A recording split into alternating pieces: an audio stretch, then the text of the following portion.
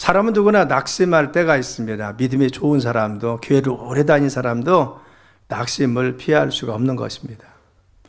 젊은 사람들은 미래에 대한 불안이 있죠. 그런데 중년은 삶의 무게감 때문에 힘들고 어렵습니다. 그런데 어르신들은 어떻습니까? 어르신들은요, 외로움과 건강 때문에 낙심할 때도 있다는 겁니다. 그래서 사업하시면 사업하는 대로, 자녀들을 기르는 분은 자녀들을 기르는 대로, 그리고 회사 생활을 하는 인간관계나 삶의 무게 때문에 힘들고 어려울 때가 있다고 하는 겁니다. 특별히 현대를 살아가는 우리들은 어느 시대보다도 많은 비교의식 속에 살아갑니다. 여러분 스마트폰을 열면요, 성공한 사람들의 일이 보이고, 그리고 또한 다른 사람들의 다른 실적들이 보입니다. 그런 것을 보면 우리 자신이 초라한 것을 볼 수가 있어요. 이 근래 우리가 가장 크게 다가왔던 것이 무엇입니까?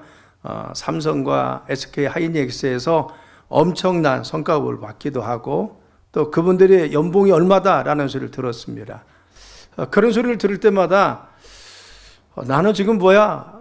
라는 생각을 하신 분들이 많이 있을 것입니다. 나는 평생 열심히 살았는데 그러면은 나는, 그래서 강남에 있는 부위층에 있는 그런 그 아파트들이 잘 매매가 되었답니다. 왜 그러냐? 그분들이 많이 샀다고 하는 것입니다.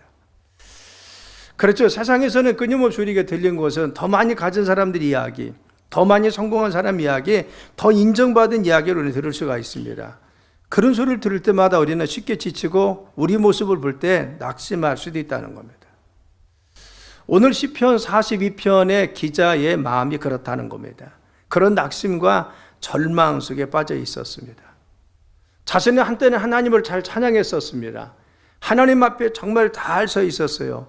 그런데 지금은 어려움 속에서 원수들이 조롱하는 처지가 되었습니다. 그래서 자신의 삶에 힘들고 어려웠다는 겁니다. 그런데 바로 이 힘들고 어려웠던 그러한 낙심과 상황 속에서 그는 거기에서만 주저앉지 않고, 중요한 것은 그는 다시 하나님을 부여잡는 장면이 나옵니다. 그것은 무엇입니까? 바로 메마른 사슴이 갈급해서 바로 시냇물을 찾는 것 같이 하나님을 찾는 모습을 볼 수가 있습니다. 그리고 외칩니다. 내 영혼아, 어찌 내 속에서 불안해하고 두려워하느냐? 내 영혼아, 깨어나라, 일어나라 라고 외치면서 하나님께 소망을 두라고 이야기하면서 다시 일어선 모습을 볼 수가 있는 것입니다. 저는 오늘 제목을 내 영혼아, 하나님께 소망을 두라 라고 하는 제목을 정했습니다. 오늘도 이 소망에 하나님 만나길 간절히 축원합니다. 우리가 어떠한 비교의식과 낙심 속에 있을지라도 중요한 것은 하나님께 소망을 두는 자는 다시 일어나고 다시 우리의 삶 가운데 주님이 주시는 용기와 힘으로 일어날 줄 믿습니다.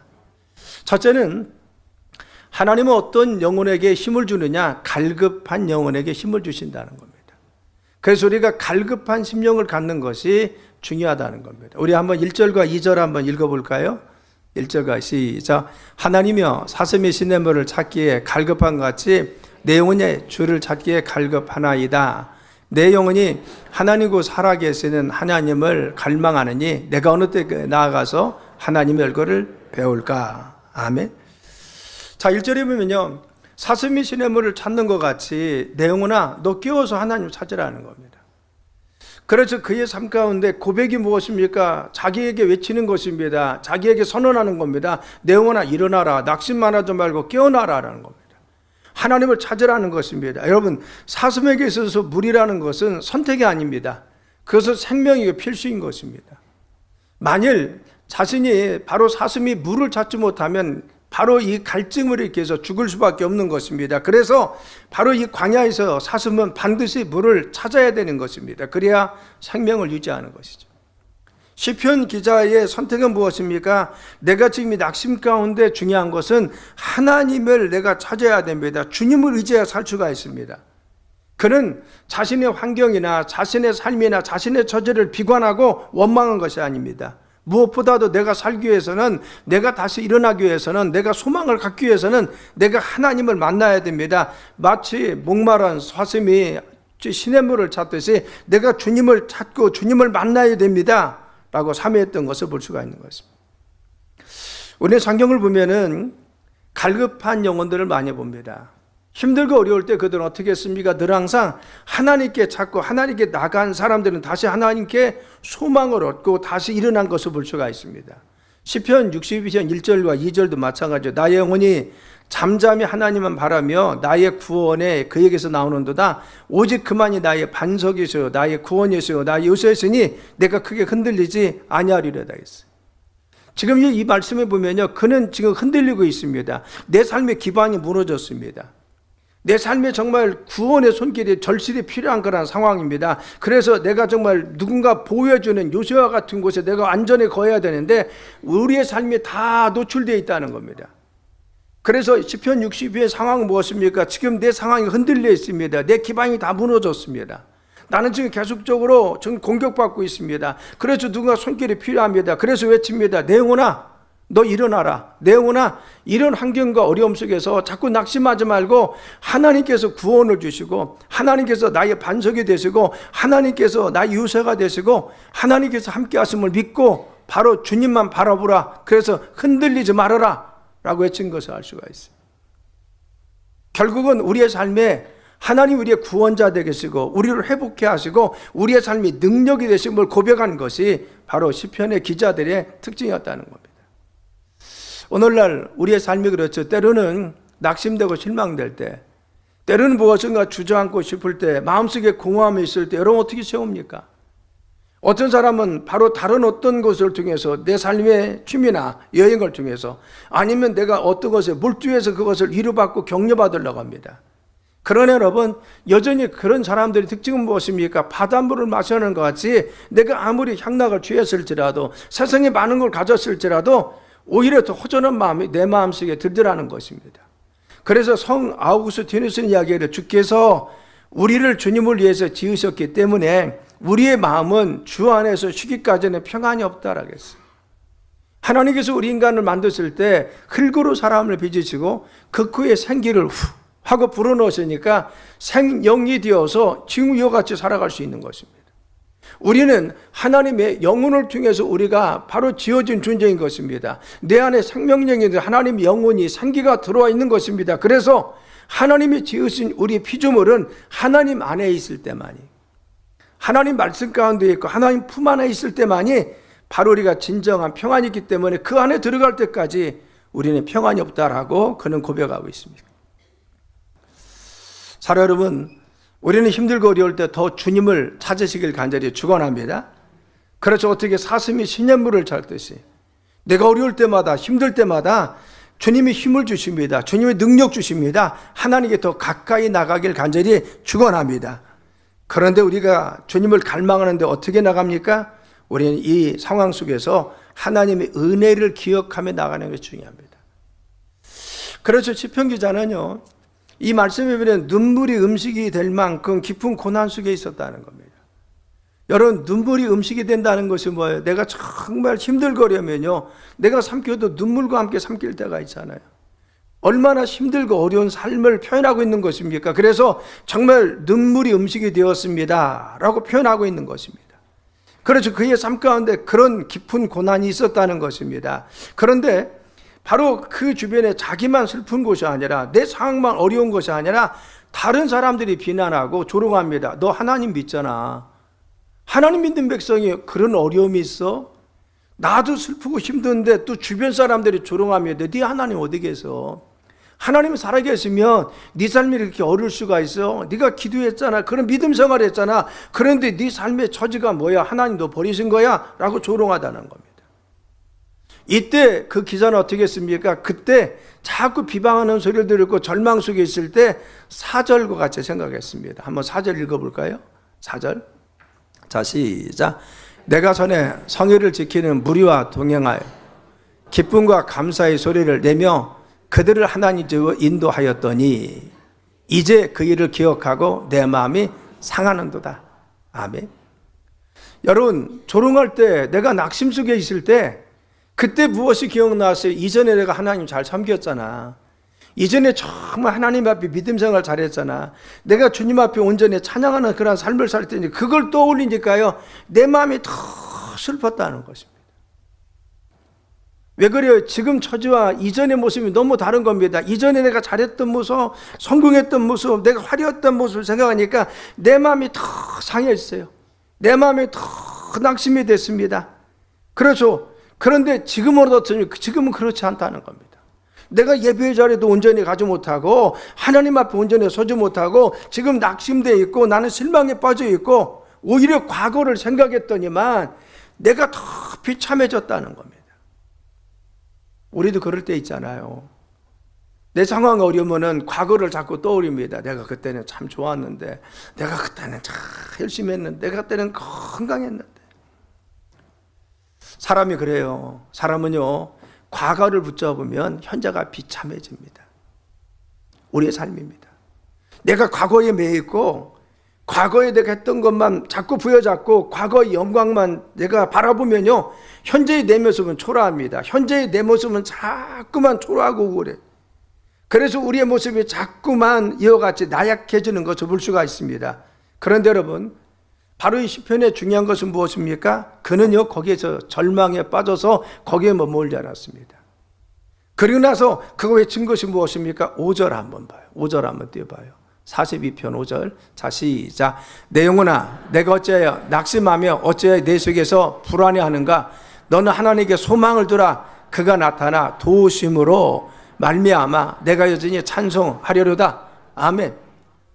그가 지금의 상황이 어렵고 주변의 사람들이 조롱하고 내가 과거를 회상했다니만 내 모습이 초라해질 때 거기에 머물지 않았습니다. 내 마음이 상했을 때 그는 그 상한 곳에서 낙심하고 주저한 것이 아니라 그때 외칩니다. 내 영혼아, 일어나라는 겁니다. 내 영혼아, 깨어나라는 겁니다. 하나님을 찬양하라는 것입니다. 여전히 살아계신 주님을 찬송하라는 겁니다. 그리고 6절에 가장 중요한 바로 터닝 포인트가 있습니다. 6절 한번 보세요. 6절. 자, 시작. 내 하나님이여, 내 영혼이 내 속에서 낭망이 되므로 내가 요단 땅과 헤르몬과 미살 산에서 주를 기억하나이다. 아멘. 여러분께서 요단 땅, 헤르몬, 미살 산은 뭐였어요? 그래서 그것은 지금 고난의 땅이라는 것입니다. 그래서 미살이나 요단이나 헤르몬이요, 바로같이 예루살렘 성전에서 하나님의 전에서 하나님 가까이 있던 장소에서 떨어졌던 북쪽에 있는 아주 지역이 어려운 지역입니다. 적들을 피해서 떠났던 지역입니다. 그리고 힘들고 어려운 그러한 순간입니다. 근데 그는 바로 몸은 성전에서 떨어져 있습니다. 적들을 피해서 지금 피해 있을 수밖에 없었습니다. 하나님의 성전에서 멀어져 있었습니다. 그런데 그의 마음은 하나님 앞에 있다는 겁니다. 내가 주님을 기억합니다. 내가 지금 여전히 이런 상황 속에 있지만, 내가 이런 환경 속에 있지만, 이런 처지 속에 있지만, 그러나 나는 지금 하나님을 여전히 기억하고 있습니다. 내가 하나님을 여전히 생각하고 있습니다. 왜? 내게 임재하신 하나님, 나에게 역사하신 하나님, 내 삶에 함께하신 하나님, 나는 그 하나님의 은혜를 기억하고 있습니다. 그는 과거의 영광만 생각한 것이 아니라 과거의 내 삶의 성공만 바라본 것이 아니라 하나님의 은혜를 기억했어요. 이제는 기억의 대상이 바뀌었습니다. 이전에 4절에 낙심할 때는 그는 과거의 영광을 생각하니까, 그리고 또한 마귀들의 조롱하는 주변의 사람들의 소리를 들었더니만 낙심이 되었어요. 그걸 생각할 때 낙심이 되었는데 이제는 자기의 기억을 바꿨습니다. 과거에서 하나님께로 시선을 바꿨더니만, 내 성공에서, 내 부유 속에서 하나님께 시선을 바꿨더니만, 시각을 바꿨더니만 하나님이 자기와 함께 하심을 느꼈습니다. 이것이 중요합니다. 사랑 여러분, 우리는 우리의 삶 가운데 중요한 것은, 과거의 우리의 성경 부유함, 이거보다 더 중요한 것은 하나님의 은혜를 기억하길 간절히 축원합니다. 하나님이 함께 하신 은총을 기억하길 간절히 축원합니다. 그래서 하나님 바라보길 간절히 축원합니다. 하나님께서 이스라엘 백성들에게 끊임없이 이야기한 건 뭡니까? 야, 이스라엘아, 너 기억하라 그러겠어요. 뭘 기억하냐? 종되었던 애굽의 생활을 기억하라 그랬어요. 여러분, 애굽의 삶 뭘 기억하라 합니까? 고생한 거 기억하라 합니까? 죽도록 고생하고 자기 아들들을 비참하게 죽었던 노예로 정말 평생을 종살이했던 그걸 기억하라는 겁니까? 고통을 되새기라겠습니까? 여러분, 아닙니다. 애굽을 기억하라는 것은, 종되었던 것을 기억하라는 것은 종되었던 시절 너희들을 구원하신 하나님, 바로 애굽의 종살이에서 하나님이 역사하시며 구원해서 홍해를 건너게 하시고 광야의 삶 가운데 인도하셔서 구름 기둥과 불 기둥으로 너희들을 인도하신 하나님, 반석을 절여서 물을 내신 하나님, 너희 삶에 기적적으로 역사하신 하나님의 살아가심을 기억하라는 겁니다. 하나님의 역사하심을 기억하라는 겁니다. 사랑하는 여러분, 우리의 삶 가운데 내가 실망되고 낙심될 때 하나님의 살아계심을 기억하시길 간절히 축원합니다. 내 삶에 나를 만나주신 하나님, 나의 역사하신 하나님, 내 삶의 은혜 가운데 나의 기도를 들어주신 하나님을 기억하시길 간절히 축원합니다. 이때 하나님은 우리를 다시 일어나게 해주시는 것입니다. 그래서 우리는 세 번째 어떻게 해야 됩니까? 우리는 하나님 도우심을 믿고 소망 가운데 하나님의 미래를 바라보며 소망 중에 기도해야 될 줄 믿습니다. 시편 42편의 가장 감동적인 것은요, 5절과 11절입니다. 우리 한번 11절 한번 읽어볼까요? 11절. 자, 시작.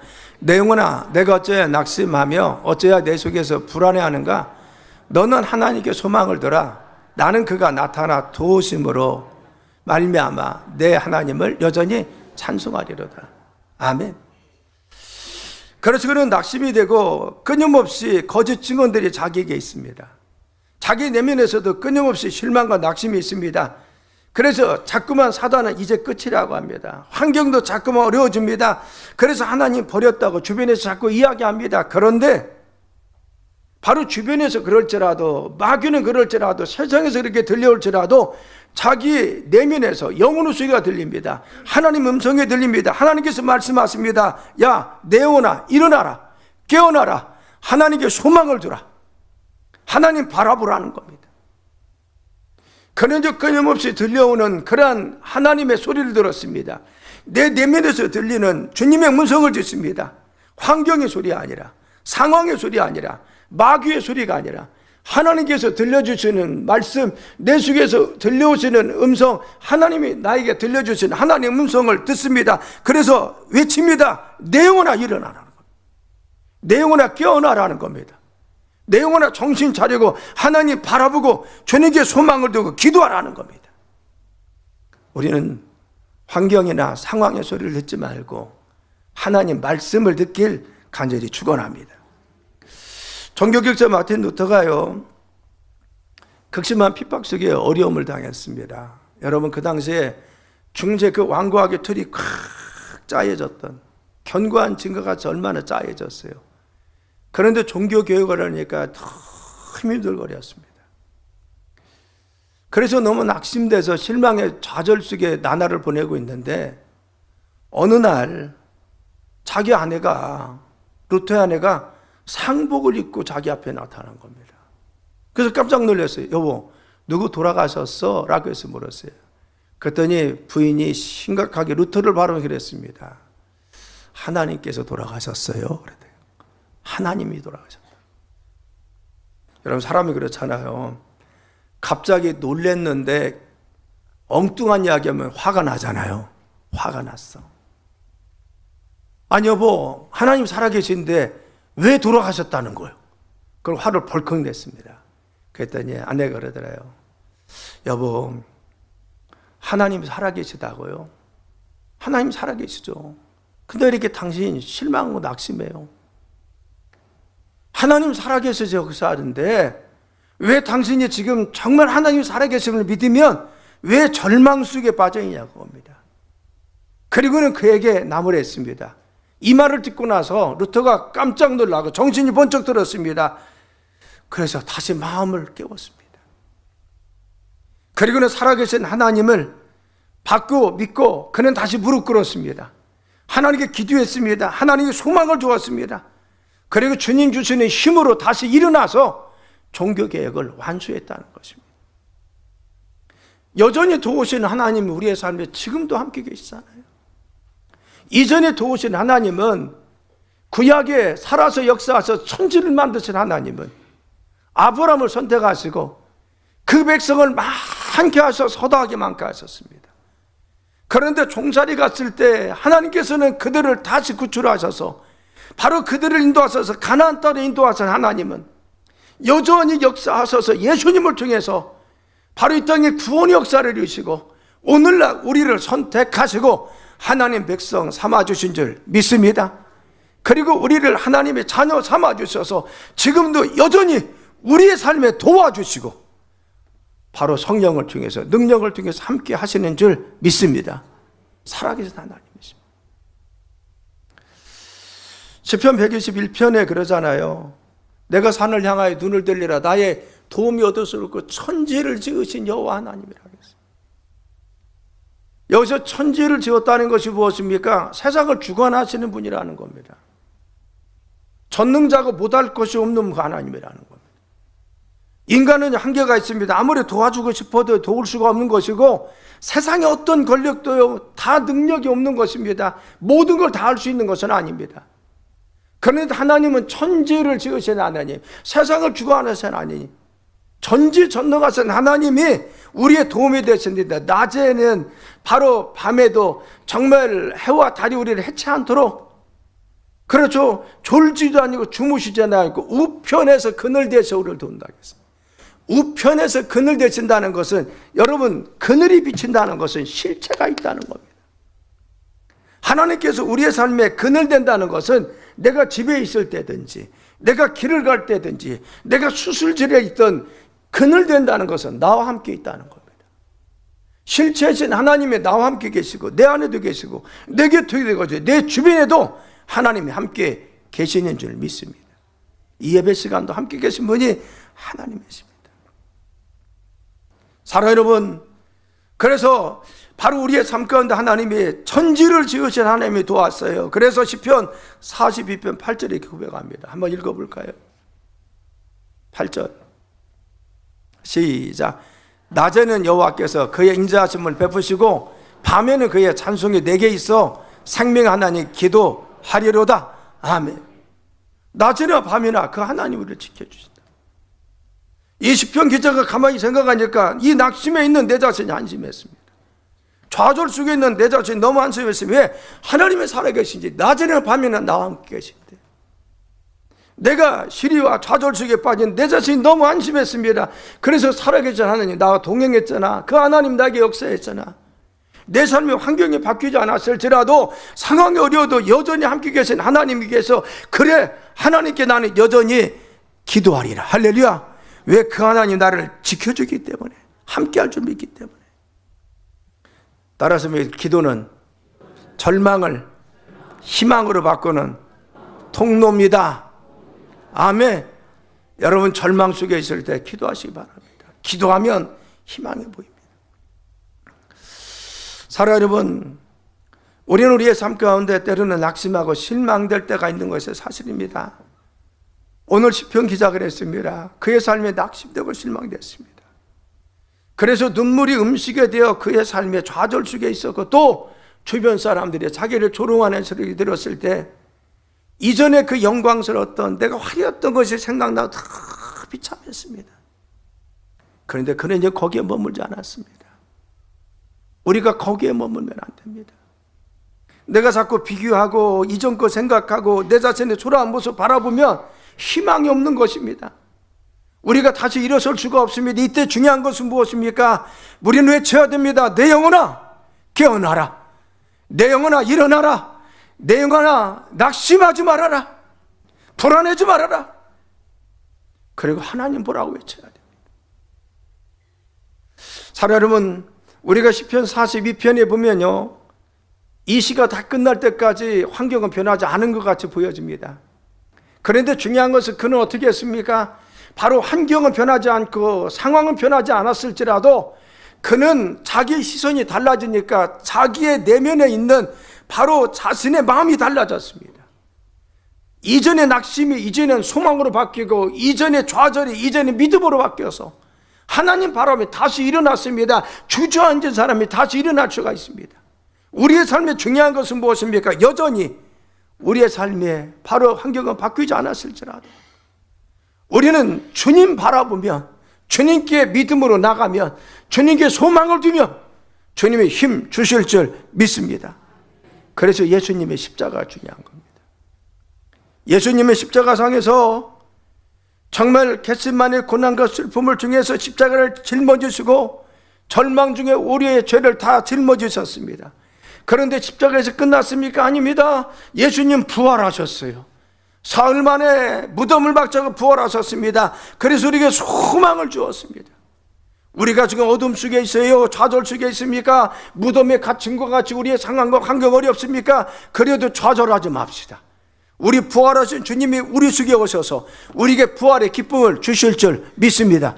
그 주님 바라보면 부활의 주님이 내 안에서 모든 어둠을, 우리의 환경을, 우리의 상황을 다 떨치고 이겨낼 수 있도록 주님이 힘주시고 능력 주실 줄 믿습니다. 그래서 우리는 외쳐야 됩니다. 내 영혼아 어찌하여 낙심하느냐? 내 영혼아 어찌하여 불안하느냐? 너는 하나님께 소망을 두라. 하나님을 찬양하라. 하나님에게 기도하라.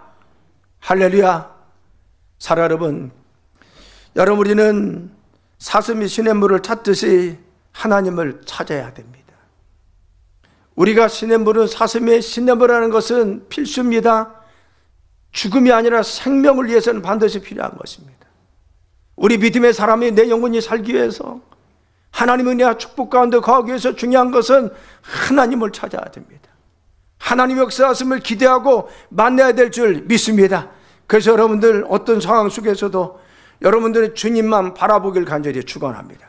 그래서 우리 영혼을 위해서 외치시죠. 내 영혼아 바로 하나님께 소망을 두라. 내 영혼아 여전히 하나님을 찬송하라. 내 영혼 하나님을 바라보라 외치고 믿음으로 선포하서 승리하는 삶이 되길 예수님의 이름으로 축원합니다.